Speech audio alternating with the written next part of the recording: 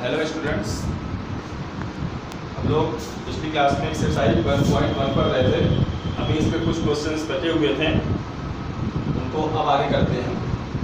उसमें question number 4 दिया हुआ है, यूक्लिड विभाजन प्रमेयिका का प्रयोग करके दर्शाइए कि किसी धनात्मक पूर्णांक का वर्ग किसी पूर्णांक m के लिए 3m या 3m + 1 के रूप का होता है। ठीक है, ये 4 नंबर क्वेश्चन दिया हुआ है। यूक्लिड विभाजन प्रमेयिका का प्रयोग करके दर्शाइए कि किसी धनात्मक पूर्णांक का वर्ग, कोई धनात्मक पूर्णांक लेते हैं, उसका वर्ग जो होगा वो m, ये धनात्मक पूर्णांक m ले लिया गया है। ठीक है, कोई धनात्मक पूर्णांक m है, इसके लिए 3m या 3m + 1 के रूप का होगा, किसी पूर्णांक m के लिए। तो हमने क्या किया, यहाँ पे हमने x को ही धनात्मक पूर्णांक दे दिया, माना x कोई धनात्मक पूर्णांक है, तब हम इसे, ठीक है, x को क्या ले लिए, धनात्मक पूर्णांक ले लिए, तब हम यूक्लिड की सहायता से इसे क्या लिख सकते हैं, 3q या 3q + 1 के रूप में लिख सकते हैं।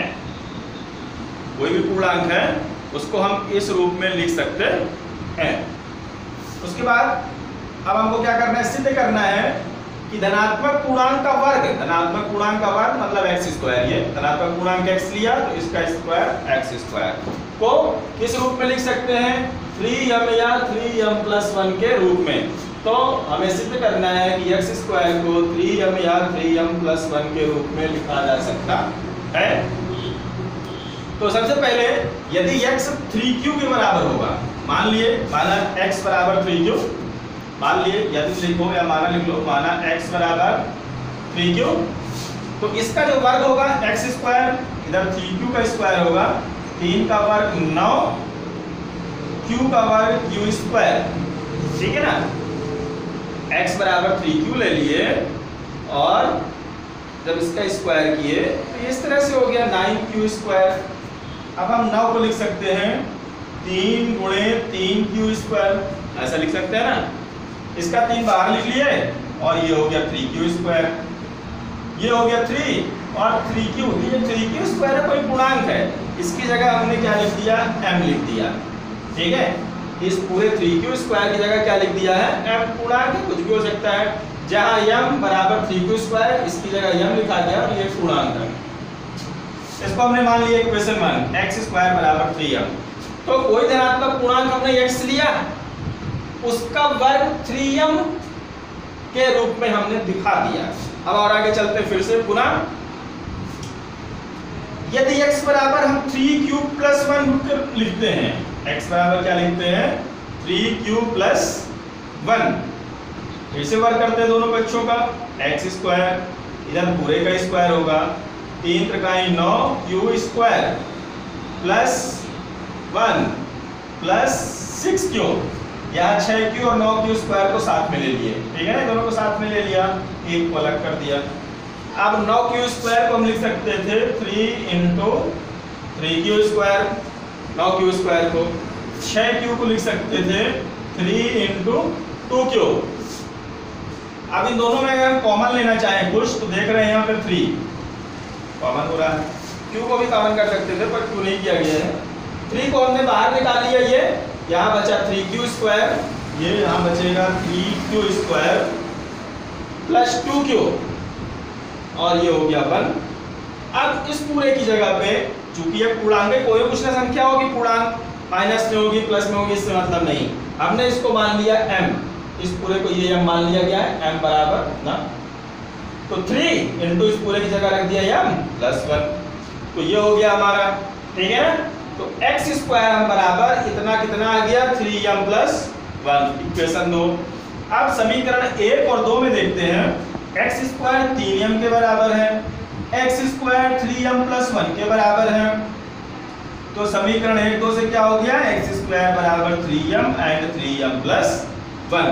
और आपको यही सिद्ध करना था कि किसी धनात्मक पूर्णांक का वर्ग किसी पूर्णांक m के लिए, m हमने इसलिए माना क्योंकि m में सिद्ध करना था, 3m या 3m + 1 के रूप में होता है। तो इस सवाल को अपनी कॉपी में लिख लेंगे, इसकी पिक्चर मैं आप लोगों को सेंड कर दूंगा। इसी से रिलेटेड हमारा नेक्स्ट क्वेश्चन है क्वेश्चन नंबर 5, जो कि आप लोगों को अब अपने से लगाना है, कुछ नहीं है भाई धनात्मक पूर्णांक का घन दिया हुआ है वर्ग की जगह पे, बाकी सब कुछ वही है। आप लोग कोशिश करिएगा, आ जाएगा। चलिए अब इसमें हम अंक गणित की आधारभूत प्रमेय देख लेते हैं। इसका केवल स्टेटमेंट देखेंगे, अंक गणित की आधारभूत प्रमेय। इसके बारे में आप लोग कक्षा 5 से जानते होंगे। हालांकि ये कुछ नहीं है, अंकगणित के आधारभूत प्रमेय यह है कि किसी भाज्य संख्या को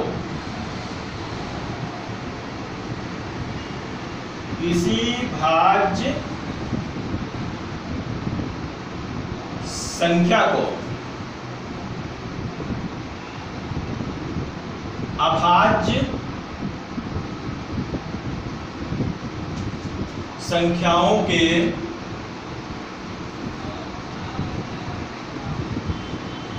गुणनखंड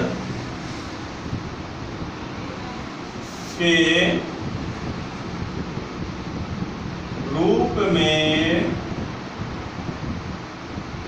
लिखा जा सकता है। किसी भाज्य संख्या, कोई भाज्य संख्या, भाज्य संख्या का मतलब वो किसी न किसी संख्या से विभाजित हो जाती हो, उसको क्या करते हैं, अभाज्य संख्याओं के गुणनखंड के रूप में लिखा जा सकता है। जैसे मान लो कोई भी संख्या हमारे पास है, जैसे मान लो 48 दी हुई है, ठीक है, भाज्य है। अब इसको हम अभाज्य संख्याओं के गुणनखंड के रूप में कैसे लिखेंगे, 2 दूनी 4, 4 दूनी 8, दूनी 16, त्याई 48। 2 भी अभाज्य संख्या है, 3 भी अभाज्य संख्या है, ठीक है ना। तो इस तरह कोई भी भाज्य संख्या दी है उसको हम अभाज्य संख्याओं के गुणनखंड के रूप में 2 की घात 4 गुणे 1 इस तरह से भी लिख सकते हैं, लिखा जा सकता है। तो बस इसको ऐसा याद रखना है, बहुत ज़्यादा जरूरी प्रमेय नहीं है। अब हम आते हैं अगली एक्सरसाइज पे। एक्सरसाइज 1.2 प्रश्नावली 1.2। इसमें पहला सवाल दिया हुआ है, क्या दिया हुआ है कि निम्नलिखित संख्याओं को अभाज्य गुणनफल के रूप में व्यक्त कीजिए। अभाज्य गुणनफल बनाना है इनका, ठीक है। वैसे जैसे अभी बताया ना अभाज्य गुणनखंड कैसे करते हैं, उसी तरह से था अभाज्य गुणनफल, ठीक है। इसमें सबसे पहले है 140, पहला क्वेश्चन दिया हुआ है, इसी को कर लेते हैं। इसका अभाज्य गुणनखंड करना है तो आप लोग ऐसे भी कर सकते हो, ये इस तरह से। सबसे पहले हम उसी संख्या से काटेंगे जो सबसे छोटी अगर कट रही है, तो ये 2 से कट जाएगा, 7 दूनी 14 और ये 0 आ गया। अभी और ये 2 से कट जाएगा, 2 त्याई 6, 2 पंचे 10। अब ना तो ये 2 से कटेगा ना 3 से कटेगा, अब ये 5 से कटेगा, 5 सते 35 और फिर 7 से कट जाएगा। ये सब आप लोग पहले ही पढ़ चुके हो। तो जो 140 है इसको अभाज्य गुणनखंड के रूप में इस तरह से लिख सकते हैं, 2 गुणे 2 गुणे 5 गुणे 7, या इसको हम ऐसा भी लिख सकते हैं, 2 कितनी बार आया, 2 बार, तो 2 की घात 2 गुणे 5 और गुणे 7। तो इस तरह से अभाज्य गुणनखंड करना है। एक और देख लेते हैं इसी पे, 38 25 3825 ये दिया हुआ है। इसको भी इसी तरह से करेंगे, 3825। अब इकाई के स्थान पे 5 है, ये पीछे 5 किया, मतलब विषम संख्या है, 2 से तो कटेगी नहीं, 3 से काट के देखते हैं इसको, 3 से शायद कट जाएगी। 3 एकम 3, 3 दूनी 6, बचा 2, 3 सत्ते 21 और 3 बचे 15, कट गया 3 से। फिर से काटते हैं 3 से इसको, 3 चौको 12, इसमें करेंगे 7 में, 3 दूनी 6, 1 बचा, 3 बचे 15। अब ये 3 से नहीं कटेगी, तो फिर ये 5 से कटेगी, इकाई के स्थान पे 5 है, 5 5 अट्ठे 40, बचा 2, बचा 25, फिर ये 5 से कट जाएगी, 17 बना 85 और ये हो गया 17।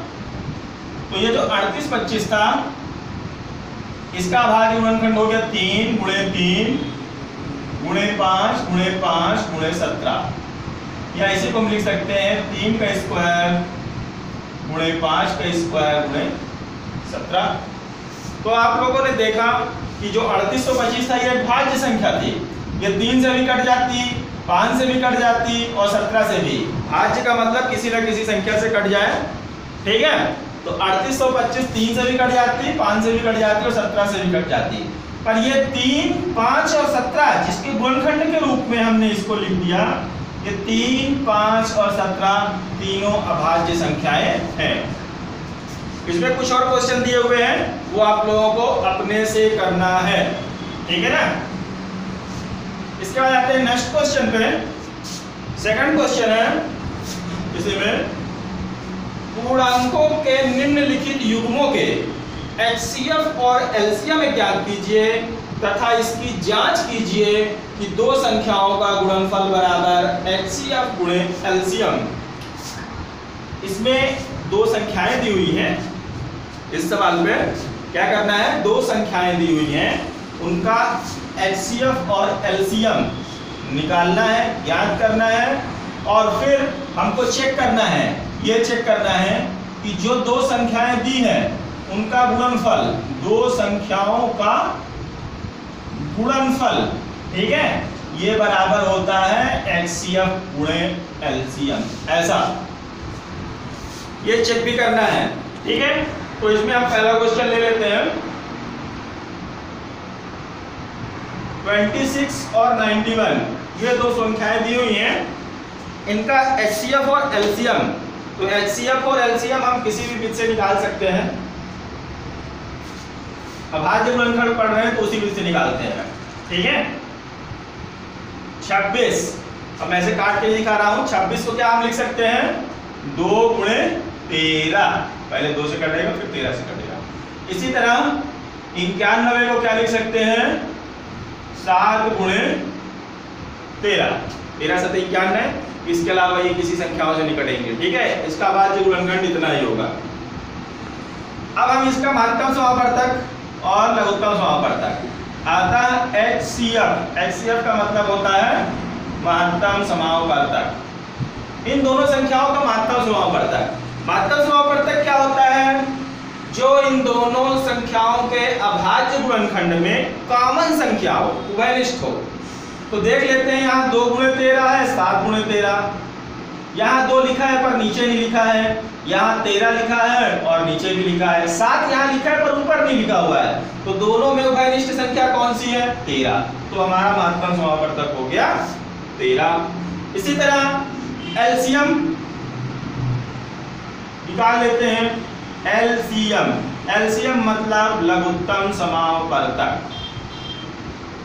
लघुत्तम समापवर्तक में कैसे निकालते हैं, पहले जो दोनों में कॉमन हो उस संख्या को एक बार लिख लेते हैं, फिर बाकी जो बचती है उनको लिख लेते हैं, गुणे 2 और गुणे 7।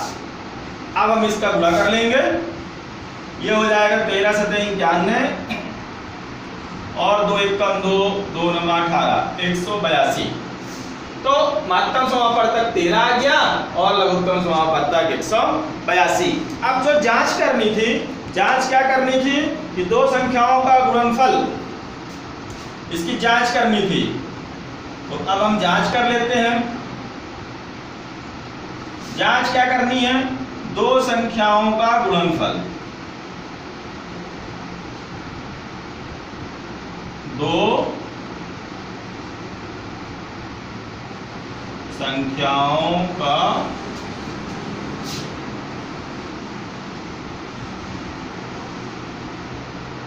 गुणनफल इसके बराबर होना चाहिए HCF गुणे LCM। तो दोनों संख्याओं का गुणनफल, दो संख्याएं कौन सी दी थी, 26 गुणे 91, ठीक है। इधर HCF और LCM कितना आ गया? HCF आ गया 13 गुणे 182। अब हम इनका गुणा कर लेंगे। 13 दूनी 26, 13 अट्ठे 104, 104 और 2 106 और 13 एकम 13 10 23। इसी तरह निश्चित तौर से इसका भी गुणा करेंगे तो इतना ही आएगा। ये इसके बराबर है ही, यहाँ ब्रैकेट में लिख देंगे जो कि सत्य है, क्योंकि दोनों बराबर ही है। ठीक है, ये इसके बराबर है। तो हमने देखा दोनों पक्ष बराबर हो रहे हैं, इधर भी तो नहीं आ रहा, इधर भी तो नहीं आ रहा, तो ये इसकी जांच भी हो गई कि हाँ हमने सही HCF और LCM निकाला है। तो इस तरह से इसमें भी 2 क्वेश्चन और दिए हुए हैं, उनको आप लोग अपनी कॉपी में नोटबुक में करिएगा। अगर नहीं बनता तो फिर बताइएगा। इसके बाद और चलते हैं आगे। थर्ड क्वेश्चन है, अभाज्य गुणनखंड विधि से HCF और LCM ज्ञात किए। फिर वही है, HCF और LCM ही निकालना है।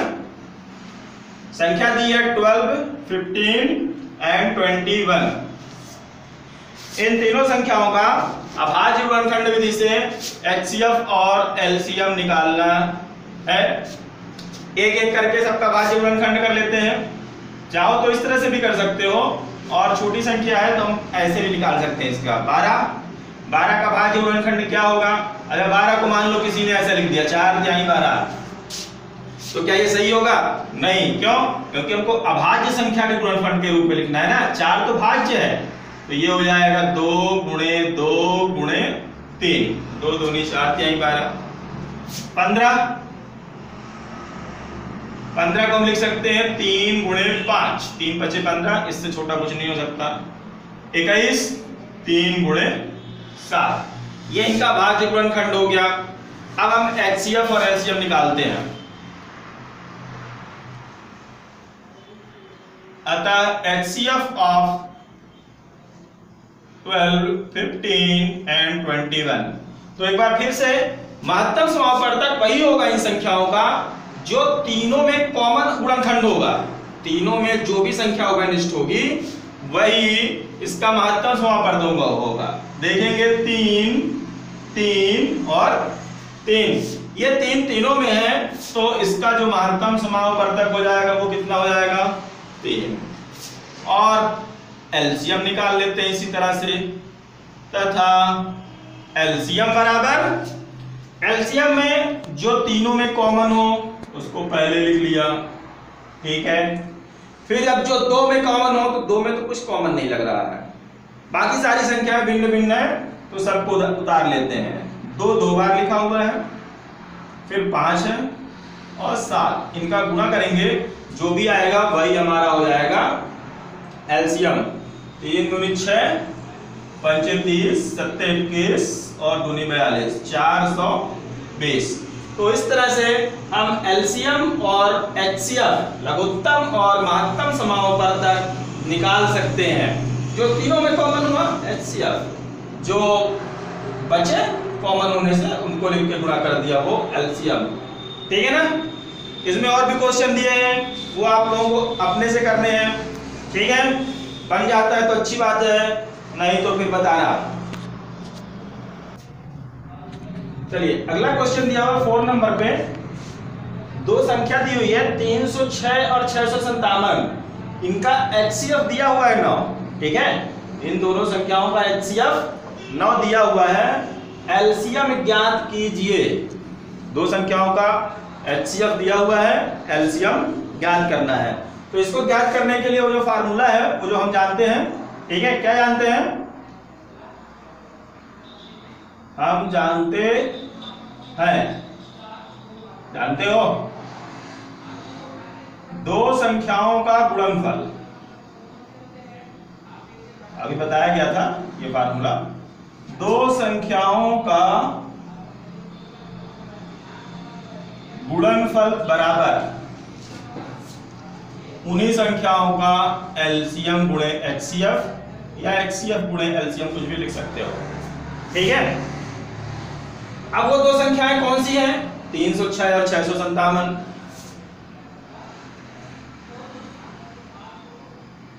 तो 306 गुणे 657 बराबर एचसीएफ तो दिया हुआ है, कितना दिया हुआ है, एलसीएम निकालना है तो एलसीएम रहने दिए और एचसीएफ की जगह पे क्या लिख दिए 9। क्या लिख सकते हो, चूंकि HCF of 306 and 657 equal to 9 ये दिया हुआ है, पहले से दे रखा सवाल पे। ठीक है, इन दोनों का गुणा करते हैं, गुणा करें या इसको इधर लेके चले आते हैं, किसको 9 को इधर लेके आएंगे तो बटे पे आएगा 306 गुणे 657, ये इधर आएगा तो बटे पे, ये इधर बचा केवल एलसीएम, इसको काट लेते हैं 9 एकम 9, 9 तिरिक 27 बचा 3, 9 चौको 36। अब ये बचा 34 गुणे 657 बराबर एलसीएम। इनका गुणा आप लोगों से बन जाएगा, इसका गुणा आप लोग कर सकते हो, ये आएगा 22,338 बराबर एलसीएम। तो इन संख्याओं, दोनों संख्याओं का एलसीएम आता है,